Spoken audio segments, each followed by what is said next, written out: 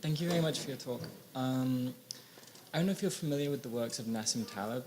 I'm reasonably familiar with them. So I think it's fair to say that he talks about the idea that people, and especially modern people, have a failure to recognize the unknowns, right? The unknowns as such. Yes, right. That's a good way of thinking about it. Can you move the mic up a bit so that people can hear you a little better? Thanks. Can you hear me now? Yes. Okay. Well, I was wondering, do you think that failure might be in some way related to the way that modern people fail to relate to the idea of God? So, in the sense that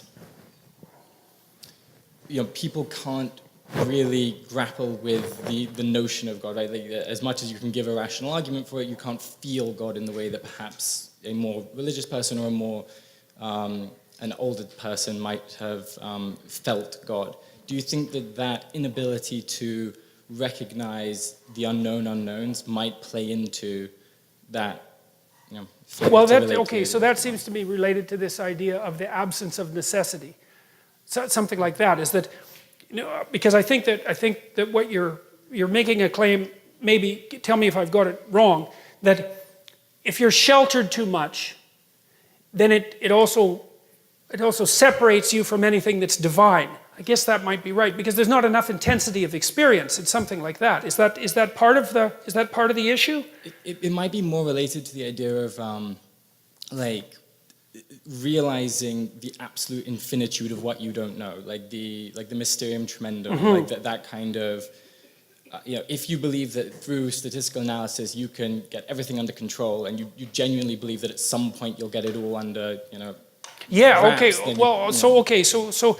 Well, that's also, I think, part of the danger of rationality that the Catholics have been implicitly warning against forever, is that the rational mind tends to fall in love with its own productions and then to worship them as absolutes, which is, I think, what Milton was trying to represent by his satanic figure in Paradise Lost. I think of that as like a precursor, a prophetic precursor to the emergence of totalitarian states in the modern world.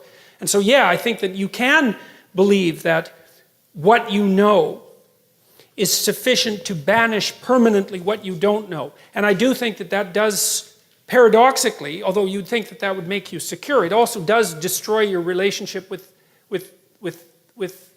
the spirit that might help you deal with what it is that you really don't know, with the unknown unknowns. So yeah, I mean, we don't know to what degree extreme experience is necessary to bring forth extreme experience, right? What do you have to be through before you encounter a religious revelation? Well, people might say, well, you can't because there's no such thing. It's like, well, don't be so sure about that. I mean, people have reported them throughout history, but they don't generally occur when that's my favorite trope, when you're eating cheesies and playing Mario Brothers, right? So.